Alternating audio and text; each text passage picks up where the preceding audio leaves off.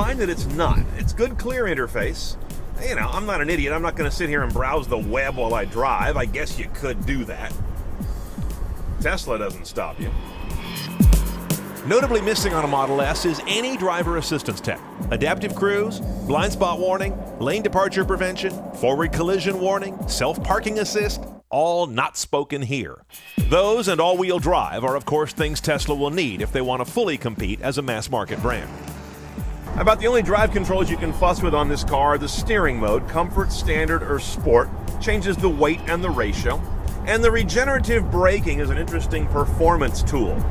If you have that to standard, it's actually quite heavy when you lift, and you get a nice regenerative drag, which is a great tool for getting in and out of corners when you learn how to play with it. Okay, let's price our Model S. We, of course, have a P85, basically top of the stack, and we're at about $87,000 with destination, minus the federal tax credit of $7,500, but I'm not factoring in any state credits because they range from 0 to thousands, depending where you live. Now the options to make it truly CNET style.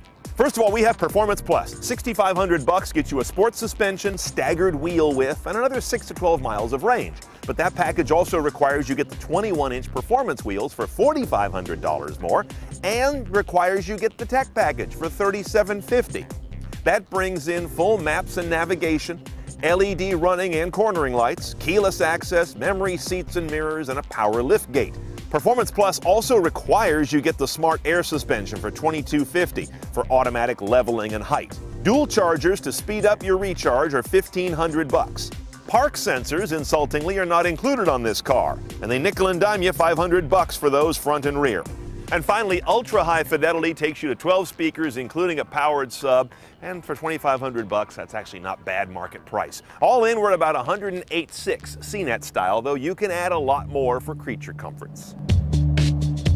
In sum, yes, this car is out of reach of most people, and yes, it takes anywhere between 15 and 1,500 times longer to re-energize than a gas engine car.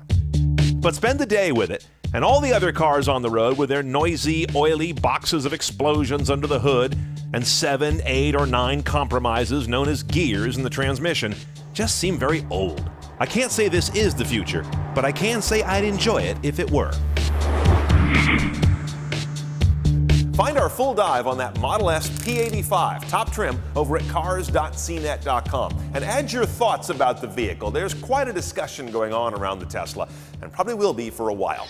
Well, if you drive a modern car, it's almost certainly got low-profile tires and rather nice alloy rims that frequently have to interface with huge potholes in roads that no one has money to repair anymore.